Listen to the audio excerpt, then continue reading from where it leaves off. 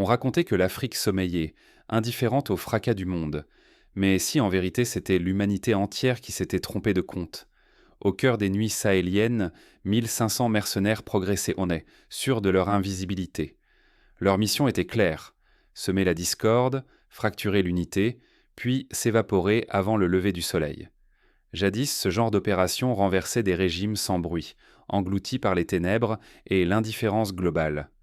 Pour donner une idée de l'ampleur, rappelons-nous d'autres épisodes historiques. Par exemple, lors du coup d'État de 1963 au Togo, un simple groupe de quelques dizaines d'hommes réussit à bouleverser l'ordre politique. Ici, ce sont 1500 hommes, armés, entraînés, financés dans l'ombre, qui avancent avec l'arrogance de l'impunité. Mais cette fois, la nuit n'a pas suffi à masquer leurs traces. Le Sahel n'était plus une terre abandonnée aux ambitions étrangères. Il s'était éveillé, vigilant, prêt à défendre chaque grain de sable, chaque lueur d'espoir. Au cœur de cette résistance, une figure s'est imposée. Le capitaine Ibrahim Traoré, stratège serein, incarne une Afrique debout et souveraine. Pour comprendre cette transformation, il faut se souvenir que, pendant des décennies, le Sahel a été perçu comme une périphérie docile. Dans les années 70, lors de la crise du Tchad, la région était devenue le terrain d'expérimentation d'opérations militaires étrangères, souvent sans réaction coordonnée des populations locales. Cette époque est révolue. Ce que beaucoup n'avaient pas compris, c'est que la région n'était plus un terrain de jeu pour les puissances extérieures. Le radar de Ouagadougou scrutait le moindre mouvement. Les réseaux d'alerte, nés de la population et de l'armée, avaient non déjà capté chaque véhicule, chaque échange codé, chaque vibration dans la nuit. Les mercenaires n'ont jamais été invisibles. Le Sahel les suivait du regard, dès le premier vrombissement de moteur. Imaginons la scène. Dans un poste de commandement, des dizaines d'écrans affichent en temps réel les déplacements suspects. Des villageois envoient des messages codés par radio, tandis que les officiers analysent les trajectoires. C'est une mosaïque d'informations, tissée par la vigilance collective. Certains pensaient que 1500 hommes suffiraient à faire plier un peuple. Mais ce qu'ils ont trouvé, c'est une résistance nouvelle, forgée par des années d'épreuves, portée par une volonté contagieuse de souveraineté. Le Burkina Faso n'a pas cédé à la peur, il s'est dressé, uni, sous la vigilance de Traoré. Pensons à la façon dont la Pologne a résisté en 1939, face à une armée plus nombreuse et mieux équipée. Ce sont parfois la détermination, la préparation et la solidarité qui font basculer le cours des événements. Au Sahel, cette énergie collective a surpris jusqu'aux plus sceptiques. Le Sahel n'est-il qu'un territoire fragile, comme le prétendent les analystes, ou sommes-nous témoins d'un basculement d'une Afrique qui reprend la plume de son histoire face à un monde qui croyait écrire le récit à sa place? Sous-estimer ce réveil africain, c'est risquer bien plus que de perdre du prestige ou de l'influence. C'est manquer le tournant d'un continent, rester aveugle devant une nouvelle réalité stratégique qui redessine l'équilibre du pouvoir mondial. Mais comment cette vigilance s'est-elle construite et qui sont vraiment ceux qui veillent dans l'ombre? C'est dans les coulisses de cette nuit que se joue la suite. Pourquoi le Sahel fascine-t-il constamment le monde? Située au cœur de l'Afrique, cette large bande de terres arides n'est pas une simple marge oubliée. Le Sahel est un carrefour, un point névralgique reliant routes commerciales, ressources convoitées et alliances stratégiques qui dépassent de loin ses frontières. Au fil des siècles, caravaniers, conquérants, diplomates et espions se sont croisés ici. Pensons à Tombouctou, jadis centre du savoir, où se rencontraient là en marchands arabes, explorateurs européens et rois africains.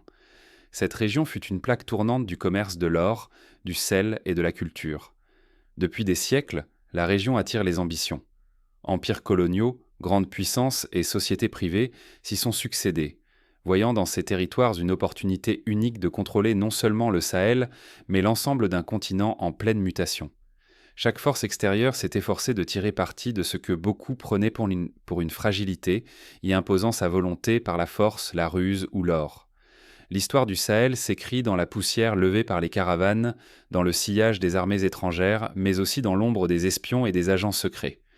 Ici, aucune frontière n'a résisté au temps. Interventions militaires, manipulations économiques et jeux d'influence se sont enchaînés, dictant trop souvent le sort des peuples. Derrière chaque traité de paix, chaque annonce d'aide ou de coopération, se cache une lutte d'influence acharnée. Le Sahel, sous couvert de stabilisation, devient le laboratoire où s'expérimentent les stratégies les plus risquées. La moindre faille peut être exploitée pour faire basculer un régime, redessiner une carte ou installer une nouvelle forme de contrôle. On peut se souvenir de la guerre froide, quand l'Afrique était l'échiquier où s'affrontaient des puissances occidentales et blocs soviétiques. Le Sahel, en particulier, a vu passer des conseillers militaires cubains, des agents de la CIA et des formateurs français, tous œuvrant à façonner l'issue des conflits locaux à leur avantage. Aujourd'hui, la présence de mercenaires étrangers n'est que l'écho d'un vieux scénario. Ces hommes, envoyés par des intérêts lointains, avancent masqués, perpétuant une longue tradition de manipulation et d'ingérence. Ils comptent sur la nuit, sur l'immensité, pour dissimuler leur véritable dessein. Mais ce passé pèse lourdement sur le présent. Comprendre cette histoire, c'est saisir pourquoi tant de puissances tolèques sont prêtes à risquer la stabilité du Sahel pour préserver leur influence. Ignorer ces dynamiques, c'est s'aveugler sur les racines profondes des bouleversements actuels et courir le risque d'en répéter les erreurs fatales. Pourtant, un basculement se dessine. Les anciennes méthodes d'infiltration et de domination trouvent de moins en moins de prise. La vulnérabilité supposée du Sahel se transforme en une vigilance nouvelle, en une soif de souveraineté qui se propage comme un feu de brousse. Bientôt, un événement va tout bouleverser. L'arrivée de 1500 mercenaires étrangers, loin d'imposer la peur, va cristalliser un réveil africain inédit, incarné par la riposte stratégique du capitaine Ibrahim Traoré. Ce qui semblait être une opération ordinaire va provoquer un choc retentissant. Le Sahel s'apprête à écrire une page d'histoire qui défie tous les pronostics. Quand la vieille stratégie affronte une Afrique éveillée, qui piège qui ? Les mercenaires, fidèles à leur manuel, glissèrent dans l'ombre, invisibles, silencieux, en colonne serrée. Leurs drones guettaient dans chaque mouvement, certains que le chaos et la nuit couvriraient quand leur avancée. Leur pari-en-sang, le Sahel d'autrefois. Des frontières poreuses, des contrôles aléatoires, une population divisée, épuisée par des années de tutelle étrangère. C'est ainsi qu'ils avaient toujours frappé, puis disparu, ne laissant qu'un pays plus fragile derrière eux. Mais cette fois, quelque chose cloche. Au Burkina Faso, la doctrine de sécurité a changé de visage. Des radars de dernière génération scrutent le ciel, les pistes. Des réseaux de veille tissés entre civils et militaires couvrent le pays d'un filet serré. L'information fuse, les alertes s'allument plus vite qu'un drone ne démarre. Pour illustrer, prenons exemple sur le système de veille citoyenne mis en place dans certaines régions rurales. Chaque habitant, du simple berger au commerçant, est formé à repérer et signaler toute anomalie. Ce réseau, semblable à une toile d'araignée, a permis de repérer les mercenaires avant même qu'ils n'atteignent leurs objectifs. Ici, la psychologie a basculé. Les intrus sont anticipés, analysés, puis désamorcés avec une précision froide. Les mercenaires croyaient surprendre. En réalité, ils n'ont jamais quitté le regard du commandement burkinabé. Au centre de la riposte, le capitaine Ibrahim Traoré. Impassible, patient, il refuse la hâte. Il observe, attend, ajuste chaque réaction avec une rigueur de stratège.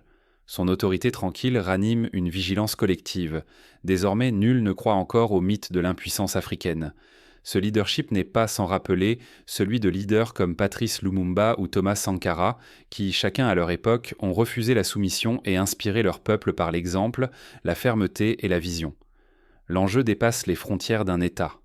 Si le Burkina Faso et ses alliés faiblissent, c'est toute la région qui risque de retomber sous tutelle, de perdre sa souveraineté dans des compromis venus d'ailleurs. Mais s'ils tiennent, alors un continent entier gagne un modèle, la preuve qu'il peut choisir sa trajectoire sans supervision ni tutelle. Face à cette mutation, les vieilles recettes étrangères semblent soudain dérisoires. Ce ne sont plus les barrières géographiques qui comptent, mais la frontière invisible d'une volonté nationale inébranlable. La crise du Sahel n'est plus synonyme de faiblesse, elle devient le vertige de puissance qui voit leur ascendant s'effriter. Alors que se passe-t-il quand les vieux schémas se brisent face à une volonté forgée dans la douleur et l'unité ? Le jeu a changé de main. Nul ne sait encore jusqu'où ira ce souffle africain, ni qui saura l'arrêter. Mais l'histoire ne se résume pas à une riposte militaire. Derrière chaque avancée, un autre combat se joue, celui de la confiance, de l'information et des alliances qui se forment ou se brisent à chaque instant. Et si, dans cette nuit suspendue, naissait l'aube d'un nouvel âge africain ? À Ouagadougou, ce soir-là, il ne s'est pas seulement joué un affrontement d'ombre. Un ordre ancien s'est fissuré, et pour la première fois, l'Afrique a tenu les rênes de son propre récit. La réaction du Burkina Faso, d'une discipline remarquable, a forcé l'admiration des voisins comme des adversaires. L'image d'une armée unie, calme, refusant la panique, a démenti des décennies de préjugés sur la prétendue fragilité du Sahel. Ce n'était plus une région vulnérable, manipulable à distance, mais une nation debout, capable de transformer la menace en leçon pour tous. Pour mieux comprendre, imaginons une classe où l'élève le plus souvent moqué prend soudain la tête de la classe, surprenant professeurs et camarades. C'est ce qui s'est passé. Le Burkina Faso a déjoué tous les pronostics, car cette opération manquée, conçue pour humilier, s'est retournée contre ses commanditaires. Les puissances étrangères, déconcertées par cette résistance, découvrent soudain une Afrique imprévisible, capable de fixer ses propres limites au jeu des grandes nations. Intervenir sans conséquence ni calcul n'est plus envisageable. Dans la foulée, les alliés du Burkina Faso, le Mali, le Niger, la Guinée, se sont aussitôt mobilisés. Loin d'y voir un épisode isolé, ils y reconnaissent un précédent majeur, la preuve que l'union régionale n'est plus un simple slogan. Les contacts s'intensifient, les stratégies se précisent, une doctrine nouvelle émerge, enracinée dans une souveraineté collective qui, hier encore, semblait inatteignable. Le mot souveraineté cesse d'être un mirage de tribune, il devient tangible, contagieux. On le ressent dans les villes, les villages, sur les réseaux sociaux, dans les conversations ordinaires. Chacun comprend soudain qu'il s'agit d'un modèle exportable, prêt à inspirer d'autres régions du continent. Cette contagion, nul ne l'avait anticipée. Pour le monde extérieur, le choc est brutal. Les chancelleries s'agitent, tentent de comprendre comment la situation a pu leur échapper. Les experts rédigent à la hâte de nouveaux rapports. Comment dialoguer avec des États qui, dorénavant, posent leurs propres conditions? Comment restaurer une influence sans retomber dans les vieux réflexes paternalistes? Les anciennes recettes sont obsolètes, les repères se volatilisent. Ne pas s'adapter à cette réalité, c'est risquer l'effacement dans les marges de l'histoire africaine. C'est perdre toute influence, toute capacité à dialoguer d'égal à égal, à protéger ses propres intérêts, voire à se retrouver isolé face à une Afrique résolument tournée vers elle-même. Mais cette victoire dépasse la stratégie. Elle offre des leçons concrètes à tous ceux qui veulent bâtir un avenir différent. Pour comprendre l'ampleur de ce basculement, il faut revenir sur les heures décisives qui ont fait vaciller le Sahel. Ce qui s'est joué cette nuit-là dépasse de loin le simple affrontement militaire. Que nous enseigne vraiment une nuit où l'Afrique refuse de plier? Bien plus qu'une question de géopolitique. C'est un miroir tendu à l'avenir, un signal pour chaque société qui cherche à bâtir son propre destin face à l'épreuve. Ce que le Sahel vient de démontrer au monde, c'est qu'il n'y a plus de place pour l'improvisation ni la faiblesse. La vigilance et la cohésion deviennent des réflexes vitaux, ancrés dans chaque village, chaque quartier, chaque souffle d'une population éveillée et solidaire. Première leçon, tout commence par la perception. Avant même que le premier véhicule n'effleure le sol burkinabé, la force psychologique avait déjà précédé la force militaire. La toile d'alerte tissée par les familles et les réseaux citoyens a brisé l'effet de surprise. La souveraineté ne s'achète pas, elle se défend, ensemble. La peur s'est changée en résolution commune. Pour illustrer cette leçon, rappelons l'exemple de la Suisse, pays neutre, qui dès l'enfance enseigne à chaque citoyen la vigilance et la préparation. Au Burkina Faso, la vigilance est devenue une seconde nature, partagée par toutes les générations. Le capitaine Ibrahim Traoré incarne une rupture stratégique. La préparation prévaut toujours sur la réaction. Le Burkina Faso a bâti une architecture de veille sans précédent, mêlant radar, réseau populaire et décisions rapides. Ici, l'Afrique n'attend plus d'être surprise. Elle anticipe, coordonne et ose imposer son rythme. L'initiative a changé de camp. La souveraineté n'est plus un mot creux. Elle se vit comme un état d'esprit collectif. Chaque citoyen, des villes aux zones les plus isolées, reçoit un rôle à jouer. L'indépendance cesse d'être un vieux rêve pour devenir une dynamique quotidienne, portée par des millions de volontés qui vibrent à l'unisson. Ce qui se joue ici dépasse le Sahel. L'Afrique n'attend plus la permission d'exister. La soumission aux agendas extérieurs n'est plus une fatalité. C'est désormais un fait révolu. À chaque tentative d'intrusion, c'est un continent entier qui répond d'une seule voix que l'ère des manipulations invisibles est terminée. Pourtant, il serait facile de réduire cet événement à un simple coup d'éclat. Mais se contenter de la surface, c'est ignorer une occasion unique, celle de participer à ce renouveau ou d'en tirer des leçons pour d'autres régions. Ceux qui se contentent de regarder risquent de manquer le vrai tournant et de rester en marge d'une transformation historique. La question devient alors, comment ne pas rester spectateur?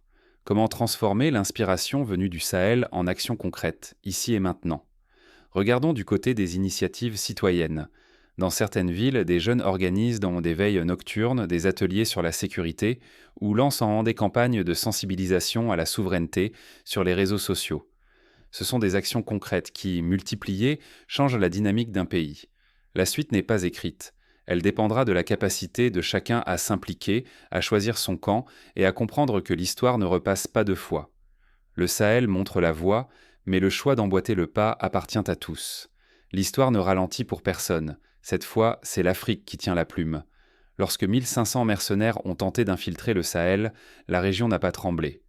Longtemps perçue comme destinée à subir, elle a prouvé que la vulnérabilité, entre les mains d'un peuple éveillé et d'un chef lucide, devient une arme inattendue. Ce qui s'est joué dépasse la tactique. C'est la fin d'un âge où l'Afrique n'était qu'un simple décor pour les ambitions étrangères. Désormais, la souveraineté, la dignité et la volonté collective forgent le récit. Le capitaine Ibrahim Traoré et ses alliés n'ont pas simplement déjoué une conspiration, ils ont établi un précédent. Désormais, chaque tentative d'ingérence extérieure rencontrera une résistance organisée, unie, décidée à ne plus jamais plier. Refuser de voir ce basculement, c'est rester prisonnier d'un monde révolu. L'Afrique ne se contente plus de défendre ses frontières. Elle fixe les règles, impose son rythme et contraint le reste du globe à s'adapter ou à disparaître. Ce moment bouleverse les équilibres, redistribue le pouvoir et oblige chacun à reconsidérer sa place face à cette souveraineté réaffirmée. Le temps de l'attente est fini. Les alliances se réécrivent, l'urgence est de choisir, accompagner cette renaissance ou rester figé dans les décombres d'un passé dépassé. Nul ne peut rester indifférent. Au cœur du Sahel, l'histoire appelle chacun à se positionner. Et pour agir, il existe des pistes concrètes. S'informer sur les réalités africaines au-delà des clichés, soutenir les initiatives locales, encourager la coopération régionale et surtout, cultiver la vigilance dans chaque sphère de la société. En conclusion, cette nuit où 1500 mercenaires espéraient plier le Sahel restera gravée comme le réveil d'une Afrique debout, inventive, résolue. C'est le début d'une ère où chaque tentative d'ingérence sera désormais confrontée à une riposte réfléchie, collective et imprévisible. L'Afrique a saisi la plume de l'histoire. Et cette fois, c'est elle qui écrit la suite.